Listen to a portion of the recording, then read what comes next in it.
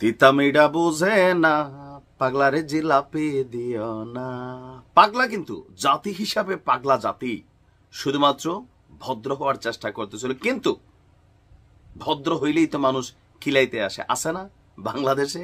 আপনি দেখবেন আপনার শরীরের ওজন হয়তো 80 কেজি বা 100 কেজি, যথেষ্ট শক্তি আছে, এরকম 2, 4, 20, 50 কেজি হাত দিয়েই তুলে ফেলতে পারেন, কিন্তু এলাকার লোকাল শেষরা গলির ভিতরে কিছু টোকাই আছে না, এরা দেখবেন আপনার সামনে দাঁড়ালে মাঝে মাঝে আপনার এদের সাথে কথাবার্তা বলতে অথবা এদের সাথে ডিফিট করতে আপনার মনে হয় যে কেমন জানি, মানে 30-40 কেজি গাঞ্জুট্টি হিরোইনসি অনেক সময় আইসার সামনে দিয়ে যখন ভাবটাপ নেয় তখন মনে হয় না যে বাম হাতে কষে একটা দিলে 3 হাত দূরে গিয়ে উইরা পড়বে।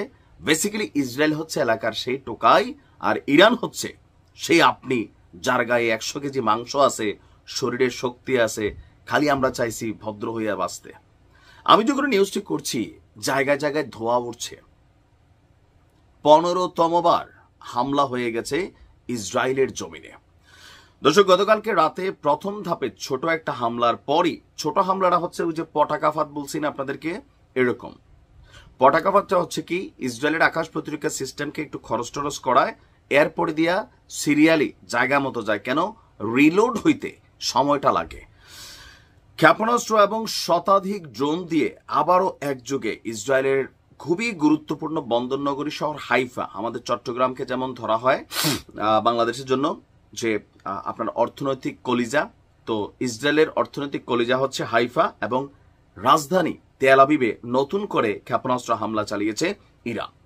ইরানের রাষ্ট্রীয় গণমাধ্যমের বরাত দিয়ে আল জাজিরা বলছে যে আপনার আইআরজিসি, যাদের হৃদয়ে রক্তক্ষরণ হচ্ছে কারণ তাদের প্রধান, সাব প্রধান, গোয়েন্দা প্রধান, 3 জন প্রধানকে শাহাদাত করা হয়েছে, সেই আইআরজিসি বলছে যে ইসরায়েলের হাইফা এবং তেল আবিবে বড় ধরনের অভিযান চালিয়েছে ইরান। লক্ষ্যবস্তু কি? সামরিক এবং সামরিক শিল্প সম্পর্কিত কেন্দ্রগুলোর বিরুদ্ধে একটি সমন্বিত ক্ষেপণাস্ত্র এবং ড্রোন হামলা শুরু হয়েছে। সমন্বিত শব্দটা কেন বলছে আবারও বলি, ইরানের পটাকা ফাঁদ, যে আপনার একটা যখন থাকেন, আমরা ছোটবেলা হাডুডু খেলতাম বা কেরিকেটি খেলতাম, ওইরকম আর কি, যে আপনি একজনকে ধরতে যাবেন আরেকজন দৌড় দিয়ে ঢুকে যাবে। এই কারণে সমন্বয় করে আপনার এই হামলা চালানো হয়েছে। ড্রোন অভিযান চলমান রয়েছে, যেখানে 100টিরও বেশি ধরনের যুদ্ধ এবং আত্মঘাতী ড্রোন ইসরায়েলের বিরুদ্ধে হামলায় ব্যবহার করা হয়েছে। ইসরায়েলের সামরিক এবং সামরিক শিল্পক্ষেত্রের লক্ষ্যবস্তুর উপর ক্ষেপণাস্ত্র হামলার মাত্রা আরো বাড়বে।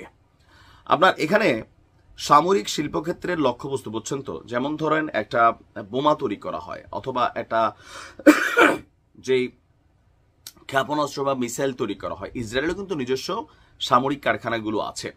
তো সেই কারখানাগুলো যেগুলোতে উৎপাদন করা হয়, উৎপাদনের পর যেখানে রাখা হয় হাব অথবা মজুদাগার, এবার এই জিনিসগুলাতেই আপনার হামলার লক্ষ্যবস্তু নির্ধারণ করেছে ইরান। একই সঙ্গে